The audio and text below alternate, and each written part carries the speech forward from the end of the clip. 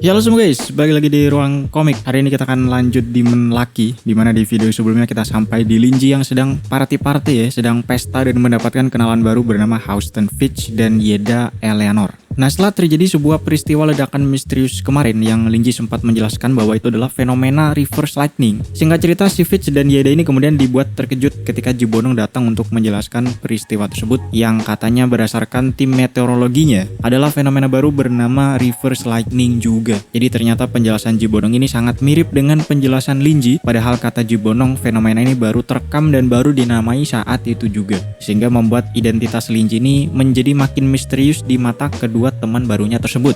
Nah, tapi sebelum kita lanjut, seperti biasa jangan lupa like dan subscribe, bisa traktir kopi juga di deskripsi. Terima kasih buat yang sudah traktir hari ini. Semoga menghibur dan kita bumper dulu sedikit guys. Oke, karena penjelasan Jibonong ini sangat mirip plek-plekan sama penjelasan si Linji. Pertama dijelaskan dari sudut pandang si Fitch, yang karena dia ini adalah makhluk transenden, kesimpulan dia ini cukup simple sebenarnya. Dia langsung menyimpulkan kalau sepertinya Linji ini menggunakan kemampuan miliknya, entah kemampuan apa ya, untuk memanipulasi para meteorologisnya Jibonong. Atau bisa jadi meteorologis yang dimaksud oleh Jibonong ini sebenarnya adalah Linji sendiri. Dan penjelasan tersebut hanya untuk menutupi suatu kejadian yang rahasia, yang tidak bisa diumbar ke publik. Pokoknya urusan makhluk transenden atas-atas lah. Sedangkan dari sudut pandang si Yeda, karena dia ini belum tahu sepenuhnya tentang keberadaan makhluk transenden, dia ini hanya bisa menduga-duga atau menebak-nebak siapa sebenarnya identitas si Linji tersebut. Apakah Linji ini punya sebuah power di belakangnya, punya backingan yang powerful sehingga bisa mendapatkan info lebih cepat daripada Jibonong sendiri? Karena dikatakan saat itu nggak ada satupun tamu yang menghubungi keluarga atau kenalannya, karena mereka itu tahu bahwa jaringan informasi mereka tidak bisa mengalahkan kecepatan low resource dalam mendapatkan informasi. Tapi faktanya saat itu Linji lebih dulu mendapatkan informasi tersebut, jadi mungkin aja Linji ini punya backingan yang lebih powerful daripada Jibonong. Nah, ini kalau misal Linji adalah orang biasa ya. Nah, tapi Yeda juga berpikir apakah mungkin penjelasan tersebut cuman dibuat-buat oleh Linji untuk menutupi sebuah rahasia kekuatan alias ada hubungannya dengan makhluk transenden yang kemudian kebohongan ini diiyakan oleh Jibonong alias dipakai sebagai dasar info oleh Jibonong gitu ya. Intinya meskipun Yeda ini menduga ada sesuatu misterius yang terjadi di sini yang kemungkinan berhubungan dengan makhluk transenden, tapi dia itu masih belum bisa menyimpulkan secara spesifik atau secara pasti karena terbatasnya pengetahuan dia tentang makhluk transenden ini. Pokoknya dia ini merasa ada yang aneh gitulah ya. Nah, di sisi lain sayangnya tidak ada ditunjukkan respon Linji tentang masalah reverse lightning ini. Karena saat itu dia sangat dikejutkan ketika melihat kemunculan sosok Jibonong. Yang rupanya Linji itu mengenali penampilan Jibonong ini sebagai supir yang datang bersama Jisixu ke tokonya kemarin. Padahal setahu gua kemarin itu dijelaskan kalau Jibonong ini memasang sebuah penyamaran ya supaya tidak mengundang perhatian pihak yang lain. Jadi harusnya Linji ini tidak mengetahui bagaimana penampilan asli Jibonong. Nah, gue nggak tahu apakah ini ada kesalahan dari penulisnya atau ada penjelasan yang gue lewatkan. Mungkin aja penyamaran Jibonong ini dipakai cuman pas di luar doang ya, dan dia balik berubah ke bentuk aslinya, ke penampilan aslinya ketika masuk ke toko Linji. Atau mungkin ada hal lain yang kayaknya kelewat. Intinya singkat cerita di sini Linji sangat kaget ketika tahu ternyata sosok supir yang datang bersama Jisixu tempo hari adalah Jibonong itu sendiri. Nah, karena kemarin Linji itu salah mengira Jibonong sebagai supir, Linji pun di sini menjadi malu ketemu sama Jibonong. Apalagi tempo hari kan Linji juga sok-sokan menolak perasaan Jisixu di depan bapaknya sendiri, sehingga Linji berusaha nyelip-nyelip di antara para tamu supaya nggak ketemu sama Jibonong, saking malunya. Tapi lama-kelamaan Linji juga sadar dan mikir kalau yang nyamar kan Jibonong sendiri dan yang tidak mengenalkan diri itu Jibonong sendiri, jadi bukan salah si Linji dong gitu ya. Apalagi kemarin sampai mereka balik pun gak ada sesuatu yang terjadi, kesepakatan penjualan buku juga tetap berlanjut, Linji juga gak ngomong apa-apa yang menyinggung, dan bahkan Linji sendiri bilang kalau dia mau menghadiahkan sebuah buku untuk Jibonong nantinya ketika datang ke pesta ulang tahun Jisixu. Jadi Linji ini menyimpulkan harusnya dia gak punya masalah apapun sama Jibonong, jadi kenapa harus malu gitu ya. Alhasil Linji pun menjadi pede untuk menampakkan diri. Bahkan di situ Linji berani menyapa Jibonong ketika mereka berkontak mata dengan cara menaikkan gelasnya sambil tersenyum kepada Jibonong yang ada di tengah aula dan sedang dikerubungi tamu seperti biasa. Sehingga di sisi lain, Jibonong yang disapa sama si Linji ini sempat menjadi kaget sebentar, tapi kemudian balik menyapa Linji dengan cara yang sama dan mempertahankan keeleganan dia. Kemudian dia pergi lagi entah kemana, dan Linji sendiri juga balik menghampiri si Fitch dan Yeda yang lagi-lagi terkejut dengan interaksi Linji dengan Jibonong tersebut. Pertama, sepertinya Fitch di sini sudah terlalu pusing memikirkan identitas si Linji. Dia nih sepertinya sudah menyerah untuk mengorek-ngorek siapa si Linji ini. Sehingga ketika dia melihat interaksi Linji dengan Jibonong tadi, Fitch ini memang kaget tapi nggak berani ngapa-ngapain. Pokoknya ya udahlah, ini orang pasti sepuh gitu ya. Sedangkan si Yeda, karena dia ini masih penasaran, dia kemudian bertanya apa hubungan Linji dengan Jibonong. Apakah mereka punya hubungan yang spesial? Karena barusan aja Linji saling sapa dengan Jibonong. Apalagi kalau berdasarkan nama Linji itu cukup mirip dengan nama yang digunakan oleh para Northlander, kata Yeda. Jadi nama Northlander itu memang dijelaskan mirip dengan nama-nama orang Cina, kayak Jishiksu atau Jibonong. Gak seperti penduduk lain yang namanya kebarat-baratan. Tapi setelah itu, kenapa Yeda ini merasa Linji punya hubungan spesial dengan Jibonong hanya karena saling sapa doang? Adalah karena berdasarkan yang Yeda tahu, status Jibonong itu saking tingginya sampai dia itu hanya membalas sapaan dari orang-orang tertentu saja. Bahkan pejabat Central District aja kebanyakan diabaikan oleh Jibonong. Itulah kenapa Linji ini harusnya cukup dekat dengan Jibonong sampai sapaannya bisa dibalas seperti itu, dari yang Yeda tahu. Nah, Linji pun kemudian menjelaskan bahwa meskipun namanya ini punya style yang sama dengan penduduk Northlander, tapi dia itu bukan berasal dari dataran utara katanya. Tapi Linji tidak bisa menjelaskan secara detail karena kan ada hubungannya dengan peristiwa isekai gitu ya. Lalu masalah Jibonong, Linji kemudian menjelaskan sebenarnya dia itu nggak terlalu kenal, tapi dia cukup kenal dengan anaknya, yaitu Jishiksu, yang sudah beberapa kali beli buku di tokonya dan cukup berteman akrab lah. Dan Jishiksu inilah orang yang mengundang Linji ke situ, katanya. Nah, tepat setelah Linji menjelaskan ini dan belum juga Yeda merespon apapun, tiba-tiba datang Jishiksu yang menyapa Linji dan meminta Linji sebagai pasangan berdansanya malam itu. Yang mana tentunya hal ini menjadi perhatian seluruh tamu di situ dan otomatis mereka ini menoleh ke arah mereka berempat tersebut. Karena orang yang dimintai oleh tuan rumah sebagai pasangan untuk berdansa itu harusnya orang yang sangat istimewa dan bukan orang sembarangan. Singkatnya, Linji yang nggak tahu bagaimana harus merespon pun akhirnya bersedia dan mereka berdua mulai berdansa di tengah musik yang juga mulai diputar malam itu. Meskipun saat berdansa ini, Linji sendiri juga menyadari tatapan para tamu yang mulai bisik-bisik mencari tahu siapa atau punya background apa si Linji tersebut. Termasuk bertanya kepada Fitch dan Yeda, karena dari tadi mereka ini yang terlihat dekat dengan si Linji. Namun di saat yang sama, Linji juga melihat situasi ini dari sudut pandang bisnis. Ia merasa kondisi tersebut cukup menguntungkan bagi tokonya atau bagi dirinya karena rasa penasaran mereka terhadap identitas Linji ini akan membuat mereka mencari tahu informasi tentang Linji sendiri. Lalu nantinya mereka akan mengetahui keberadaan toko Linji dan akan meningkatkan popularitas tokonya juga. Setelah itu penjualan bukunya tentunya akan naik, ia akan punya banyak uang dan menjadi kaya, sehingga Linji memikirkan bagaimana nantinya membuka cabang, bagaimana melatih si Muen untuk menjadi bos, karena pastinya akan buka cabang terus-terusan gitu ya, dan mereka akan makin kaya. Intinya saking positifnya pikiran si Linji ini, dia justru memikirkan masa depan tokonya yang sepertinya sangat cerah sekali, daripada berpikir negatif terhadap tatapan para tamu tersebut. Nah, ternyata lamunan Linji ini disadari oleh Shiksu, sehingga Shiksu pun bertanya dengan bisik-bisik apa yang sedang Linji pikirkan. Lalu Linji menjawab secara singkat kalau dia sedang memikirkan tentang memelihara sesuatu dan memanen hasilnya. Katanya, yang tentu saja Linji ini sebenarnya menyinggung tentang toko bukunya, bagaimana caranya memperbesar tokonya, tapi disalahpahami Shiksu sebagai penyusunan sebuah rencana yang sangat aduhai, seperti biasa. Nah, berkat ini Shiksu pun memuji Linji yang mempunyai banyak pengetahuan tidak bisa dibandingkan dengan orang-orang biasa seperti dia, katanya. Lalu karena sudah dipuji sebagai orang yang berpengetahuan ini, Linji kemudian menjawab kalau dia itu cuman banyak waktu luang, makanya dia itu banyak membaca buku dan pengetahuannya terus bertambah, katanya. Nah, dari percakapan tentang buku ini kemudian melebar cukup dalam sampai singkat cerita Shiksu pun mendapatkan sebuah pencerahan tentang kekuatan barunya dari buku yang berjudul The Great Race of Youth, di mana Shiksu menyadari ternyata ia selama ini salah menggunakan kekuatan tersebut dan baru menyadari bagaimana metode yang paling efektif berkat percakapan tersebut. Nah, untuk percakapan detailnya seperti apa bisa kalian baca di chapter 330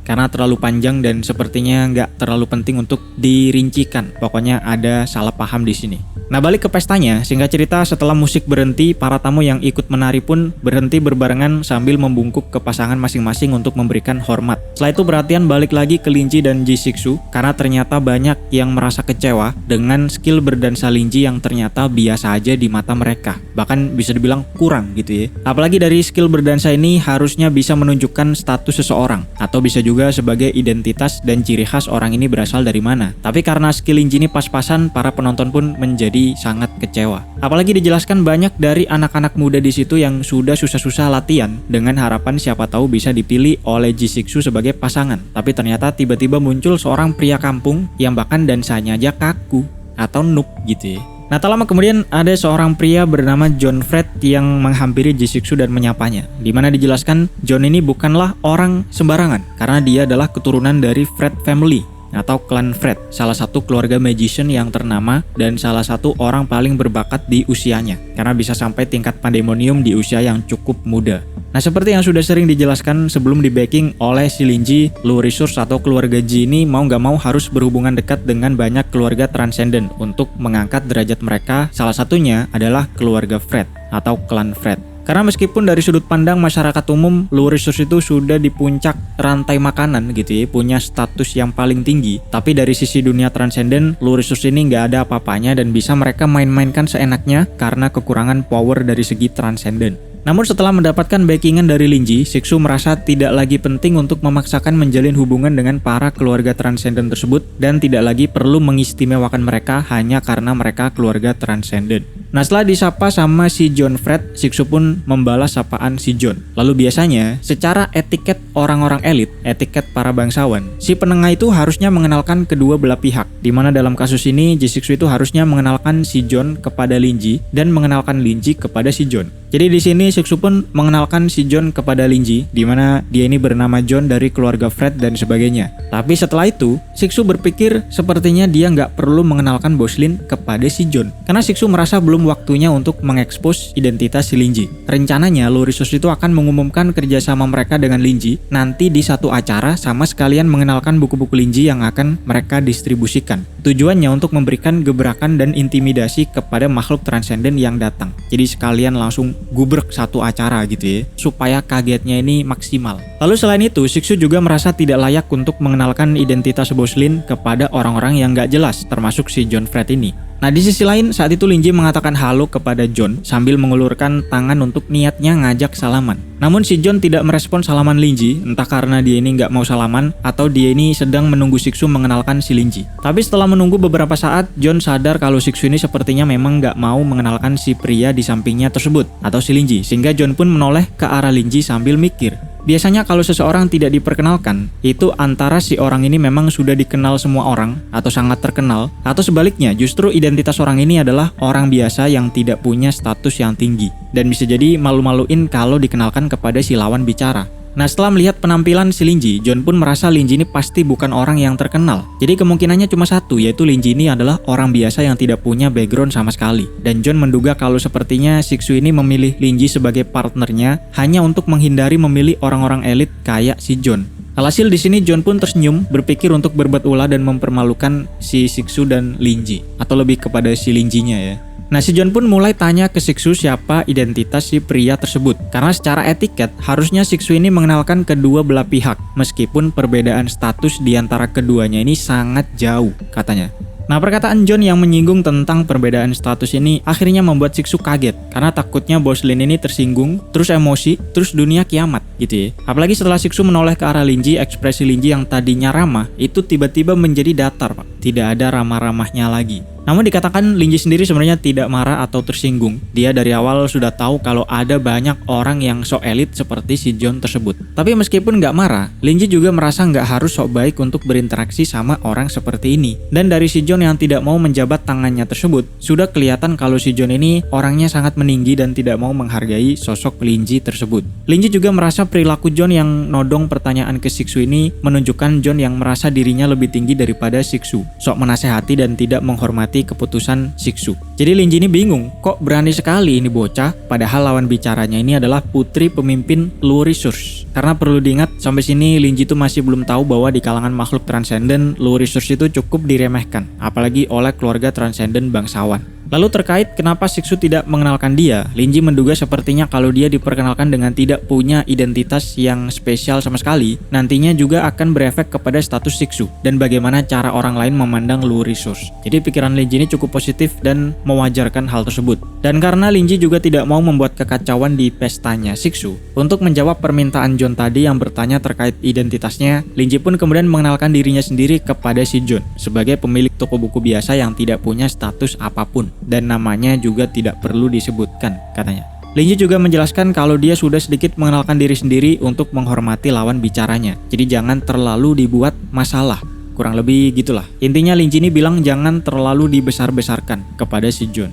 Nah, mendengar Linji yang mengenalkan dirinya sendiri sambil seakan menasehati si John, John pun makin menjadi-jadi, Pak. Apalagi di sini baru dijelaskan kalau dia itu ternyata sosok yang digadang-gadang akan menikah sama Ji Siksu. Meskipun tentunya pernikahan politik ya. Jadi ketika Siksu ini malah mengundang si Linji yang merupakan orang biasa dan bahkan mengajak Linji ini untuk menjadi pasangan berdansa, John pun merasa tersinggung dan tersaingi. Padahal dia ini bangsawan yang terhormat, tapi seakan dibandingkan dengan orang biasa. Nah disinilah John pun mulai urakan. Dia bilang ke Linji yang cukup panjang, tapi intinya, lo itu orang kampung, diem aja. Gua nggak ngomong sama lu. Ini masalah etiket antar bangsawan yang lu pasti nggak ngerti. Lo itu bukan siapa-siapa, orang pinggiran, tinggal di tempat yang lebih banyak saluran pembuangan daripada bangunannya. Satu hiasan di ruangan ini aja bisa membeli ratusan budak. Dan para budak ini dari tempat pinggiran kayak lu. Mungkin lu sendiri bahkan nggak tahu kalau bangsawan itu bisa punya budak. Bahkan lu mungkin nggak tahu juga gimana cara pakai alat makan yang sangat mahal di sini. Jadi lu mana paham tentang etiket atau kesopanan para bangsawan. Perbedaan kita tuh sama seperti manusia dan ternak,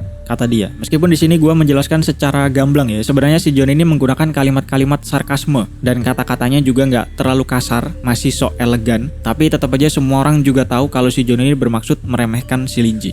Nah di sisi lain, sejak awal si John ini ngomong, Siksu itu sebenarnya sudah berapi-api dan sudah siap menempeleng si John. Tapi ketika dia mau membalas perkataan si John, entah kenapa si Linji itu menyetop Siksu. Jadi Siksu pun nurut aja sama si Linji karena dia pikir Bos Lin ini mungkin akan membereskan masalah tersebut sendiri. Singkatnya John pun kemudian ngomong terus dan akhirnya mengatakan, sepertinya lu nggak seharusnya ada di sini. Kalau bukan karena diundang, kayaknya lu nggak bakal pernah bisa kesini. Gua juga nggak yakin gimana lu bisa dapat undangan, katanya. Nah melihat ada sebuah celah, Linji pun masuk dengan mengatakan, gua mah diundang sama Miss Ji Siksu secara langsung. Jadi terserah dia dong mau ngundang siapa-siapanya. Justru yang nggak disukai sama Miss Ji Siksu harusnya nggak ada di sini. Kayaknya mending lu pulang ke rumah aja. Ada sesuatu yang terjadi di rumahmu. Gerbang keluar ada di situ tuh, kata si Linji. Yang sampai sini sebenarnya ada sesuatu yang terjadi di balik bayang, tepatnya di kediaman keluarga John, seperti yang dikatakan oleh si Linji. Jadi Linji menyuruh John pulang untuk memberitahu bahwa ada sesuatu yang terjadi. Tapi akan dibahas setelah ini. Kemudian John yang agak kaget dengan perkataan Linji yang cukup berani ini pun tiba-tiba ketawa dan mengatakan, ngapain gua pulang? Lu aja yang pulang. Ternyata ini orang berani juga ya. Bukan orang kampung biasa, agak lebih menarik daripada orang kampung yang lain, katanya. Setelah itu John juga tanya ke Siksu apakah Linji ini punya gangguan mental atau semacamnya karena sifatnya yang cukup berani tersebut, atau lebih kepada sembrono. Tapi di sini Siksu sudah tidak mempedulikan si John sama sekali karena Siksu ini sedang bingung dengan Bos Lin sendiri. Apakah Bos Lin ini ingin membereskan masalah tersebut atau justru ingin membesar-besarkannya supaya ada hiburan gitu ya. Siksu ini bingung harus bagaimana. Nah setelah itu Linji kayak mau ngomong kepada Siksu tentang sesuatu, tapi ketika Siksu ini ingin menyimak atau ingin mendengarkan, tiba-tiba Linji bilang tidak jadi. Terus Linji ini terlihat memikirkan sesuatu. Akhirnya Linji pun mengatakan, ku jelasin nanti aja lah, tapi sekarang lebih baik kamu panggil polisi. Si Cloud atau si Joseph juga bisa, karena mereka mungkin bisa menyelamatkan beberapa orang. Yang mana ini makin membuat Siksu bingung kenapa tiba-tiba dia disuruh manggil polisi, gitu ya. Nah di saat yang sama, John yang merasa kalau dia makin tidak dipedulikan oleh mereka berdua ini pun akhirnya hilang kesabaran dan teriak kepada Siksu. Dia mengancam apakah keluarga Jinny ingin bermusuhan dengan keluarga Fred hanya demi orang kampung tersebut, katanya. Tapi Siksu dengan santainya menjawab si John kalau dari awal dia itu memang gak pernah satu pihak dengan keluarga Fred. Ngapain lu tanya keberpihakan gua, gitulah. Nah ekspresi John pun menjadi sangat kesal karena sampai sini malah dia yang kayak orang asing di tengah Siksu dan Linji. John pun kemudian mikir bagaimana bagaimana caranya memporak-porandakan keluarga Ji yang isinya cuman orang-orang biasa tersebut. John lalu mengingat kalau Shiksu ini hanya ada di tingkat pandemonium, gak ada apa-apanya dibanding keluarga Fred yang memang keluarga transenden dan pastinya punya banyak makhluk transenden kuat untuk bisa menyerang Low Resource. Meskipun si John ini juga tahu kalau Shiksu katanya diberikan kekuatan oleh seorang makhluk supreme misterius, tapi John merasa sudah lama gak ada kabar dari si makhluk supreme ini. Lagian mana peduli si makhluk ini sama kerucu-kerucu seperti Low Resource. Jadi sepertinya cukup aman jika mereka menghancurkan keluarga Ji. Itu yang dipikirkan oleh si John. Nah baru setelah itu dia ingat kalau ada rumor yang mengatakan bahwa si makhluk misterius yang membantu Ji Shiksu ini adalah seorang pemilik toko buku. Dan kebetulan orang kampung yang barusan dia senggol memperkenalkan diri sebagai pemilik toko buku juga. John pun langsung merinding dan mulai mencocokologikan semua hal tersebut. Dimana tepat setelah itu ada seorang pria yang buru-buru memecah kumpulan para tamu dan menghampiri si John. Yang mana pria ini adalah salah satu pelayan keluarga Fred. Terlihat tubuh si pelayan ini bergetar ketakutan, ekspresinya juga sangat lesu, bahkan pas ngomong pun juga agak terbata-bata. Intinya si pelayan ini menyuruh John untuk pulang karena ada sesuatu yang terjadi di rumahnya tersebut. Orang-orang yang ada di rumah itu semuanya tewas, kata dia. Nah mendengar ini John pun tentunya menjadi sangat shock. Sekaligus teringat dengan si Linji tadi yang sampai sini baru dia sadari sepertinya dialah makhluk supreme yang dirumorkan membantu Shiksu tersebut. Tapi ketika John menoleh ke arah si Linji yang dia lihat justru adalah sebuah bayangan hitam yang kemudian membungkuk menyapa si John dengan sangat sopan di tengah kerumunan para tamu. Sebelum kemudian bayangan hitam ini pun menghilang. Di sini John sudah nggak tahu harus ngapain. Dia lalu mencengkram si pelayan dan memaksanya menjelaskan apa yang sebenarnya terjadi. Lalu si pelayan pun menjelaskan bahwa kepala keluarga dan beberapa yang lain awalnya itu ingin melakukan ritual budak, ritual pengikat untuk para slave gitu ya, slave binding ritual. Tapi tiba-tiba semuanya menjadi gelap sebentar dan setelah itu ritualnya gagal. Mansion mereka juga tiba-tiba roboh lalu terbakar. Pokoknya semua terjadi terlalu cepat dan terlalu tiba-tiba. Akhirnya kepala keluarga Fred menyuruh si pelayan ini untuk memanggil John untuk pulang, kata si pelayan. Nah John yang antara marah atau putus asa atau mungkin masih belum percaya gitu ya. Pokoknya dia ini menuduh si pelayan ini berbohong. Karena gimana bisa yang lain tewas tapi pelayannya aja masih hidup. Terus kalau si pelayannya ke situ disuruh kepala keluarga, gimana caranya dia ini tahu kalau kepala keluarganya sudah tewas gitu ya. Pokoknya tektokannya cukup panjang lah antara si John dan pelayannya tersebut. Yang intinya si John ini emosi minta penjelasan yang sebenarnya. Dan si pelayan juga terus bilang kalau dia sudah bicara jujur. Sampai akhirnya si pelayan tiba-tiba kesakitan karena John ternyata menyerang dia menggunakan sebuah sihir yang cukup kuat. Sambil dikatakan John ini sebenarnya sudah buntu. Jadi dia terus memikirkan solusi keluar dari ini semua, tapi nggak nemu solusinya gimana. Karena saat itu dia juga sudah sadar kalau ada dalam masalah dan merasa sepertinya dia akan tewas seperti keluarganya tersebut. Nah untungnya tak lama setelah itu Ji Shiksu langsung menabok si John sehingga memutus sihir yang dilancarkan kepada pelayannya tersebut. Kemudian Shiksu men-smackdown si John sampai tersungkur ke lantai dan akhirnya digotong pergi dari situ dengan ekspresi yang sangat kesakitan. Nah setelah itu dijelaskan kalau serangan ini juga bukan serangan sembarangan, di mana Shiksu dengan spesifik mengendalikan serangannya ke dalam tubuh si John. Sehingga dari luar kayak biasa aja, tapi sebenarnya di dalam tubuh si John ini sudah koit semua. Kemudian dengan kemampuan The Will of Steel-nya, Shiksu juga memberikan buff yang bersifat sementara, sehingga John ini tidak akan tewas terlebih dahulu, meskipun segimanapun sakit yang dia rasa. Baru setelah sekitar 1 jaman, buff ini akan menghilang dan John akan tewas. Nah sampai sini singkat cerita Shiksu pun akhirnya paham apa yang dikatakan Linji dari tadi tentang si John yang disuruh pulang karena ada sesuatu, lalu Boslin yang ingin mengatakan sesuatu tapi nggak jadi-jadi, sampai Boslin yang menyuruh Shiksu untuk menghubungi polisi. Ternyata itu semua karena Boslin sedang meratakan keluarga John dari balik bayang. Shiksu kemudian menjelaskan kepada para tamu kalau sepertinya John ini sedang ada masalah keluarga dan mentalnya terlalu tidak stabil. Jadi mereka akan mengamankan dia terlebih dahulu, lalu kepolisian Central District juga sudah diturunkan untuk mengatasi masalah tersebut. Jadi para tamu jangan ada yang khawatir dan pesta akan baik-baik saja, kata Shiksu. Nah di sisi lain si John ini ternyata dibawa ke rumahnya yang saat itu memang sudah hancur lebur dan terbakar. Di situ dia melihat sisa-sisa keluarganya yang cukup mengenaskan akibat ritual yang dilakukan ternyata malah berbalik ke mereka sendiri. Jadi sebenarnya dalam ritual ini para slave atau para budaknya itu akan diapa-apain dalam tanda kutip ya, supaya gerak mereka itu terbatas, gak bisa ngapa-ngapain kecuali melakukan tugas mereka. Contohnya dipotong kukunya, atau dicukur rambutnya, atau dicabut bulu hidungnya gitu ya, tapi versi yang lebih kejam. Kalian tau lah ya maksudnya apa, kalau terlalu detail bisa-bisa kena dolar kuning. Intinya ritual ini yang dilakukan kepada para slave ini kemudian berbalik kepada anggota keluarga Fred itu sendiri. Lalu selain si John yang melihat tubuh keluarganya, dia juga melihat para slave di dekat situ yang sangat senang bisa keluar dari neraka tersebut. Nah, kemudian kita balik lagi dari sudut pandang Linji sendiri, itu sebenarnya apa yang terjadi gitu ya. Nah, ketika sebelumnya Linji sedang diremehkan oleh si John, lalu Shiksu itu kan mau membalas perkataan si John, namun kemudian ditahan oleh si Linji tanpa dijelaskan alasannya kenapa. Jadi alasannya adalah karena saat itu Linji melihat Blackie yang muncul di belakang si John, lalu menunjukkan segala macam kejahatan yang dilakukan oleh klan Fred. Salah tiganya adalah transaksi ilegal, pembunuhan, dan perbudakan. Dan mereka bisa semena-mena seperti itu karena katanya hukum di Nojin tidak bisa ngapa-ngapain terkait hal tersebut. Nah, Blackie lalu menawarkan kepada Linji untuk meratakan mereka semua, menghilangkan klan Fred ini dari muka bumi. Dan singkat cerita, Linji pun setuju karena merasa klan Fred ini sudah terlalu bobrok.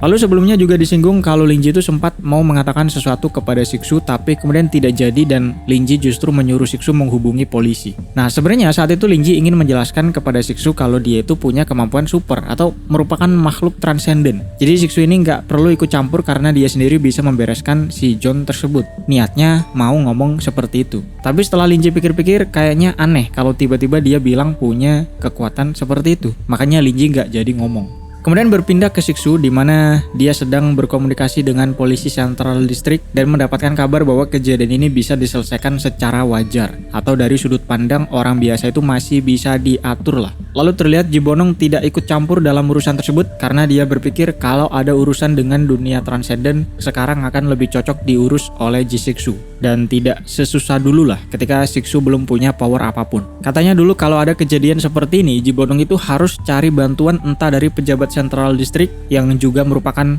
sosok yang membayang-bayangi Lu Resource atau pihak transenden yang lain. Tapi karena sekarang Shiksu sudah punya cukup reputasi di dunia transenden, hal-hal semacam ini setidaknya akan lebih mudah diselesaikan.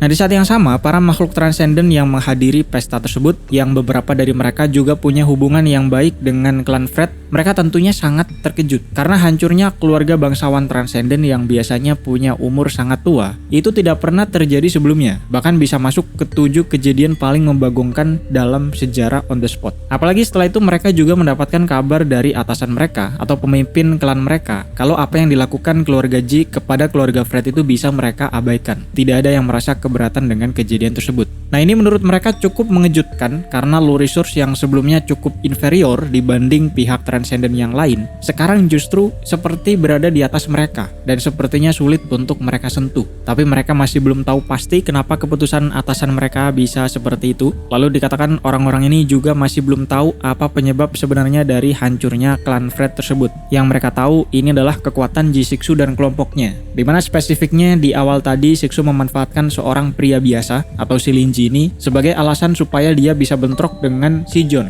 lalu menggunakan kesempatan tersebut atau alasan tersebut untuk memamerkan kekuatan yang dia punya kepada makhluk transenden yang lain. Sebagai pembukaan gitu ya, pembukaan Lu Resource ini akan masuk lebih dalam ke dunia makhluk transenden. Jadi jangan macem-macem, sebagai peringatan. Nah, tak lama setelah itu pesta pun berakhir dan pelayan keluarga Ji pun mulai disebar untuk memandu para tamu ke tempat akomodasi mereka. Nah, oke, mungkin kita sudahi sampai sini. Pesta masih berlangsung cukup jauh. Nikmati aja prosesnya sampai nanti akan ada pertempuran yang sangat besar. Mungkin part selanjutnya atau mungkin selanjutnya lagi. Kita tunggu aja. Jangan lupa like dan subscribe. Bisa traktir Kopi juga di deskripsi. Terima kasih buat yang sudah traktir hari ini. Semoga video ini menghibur waktu luang kalian. Kita ketemu minggu depan dan adios.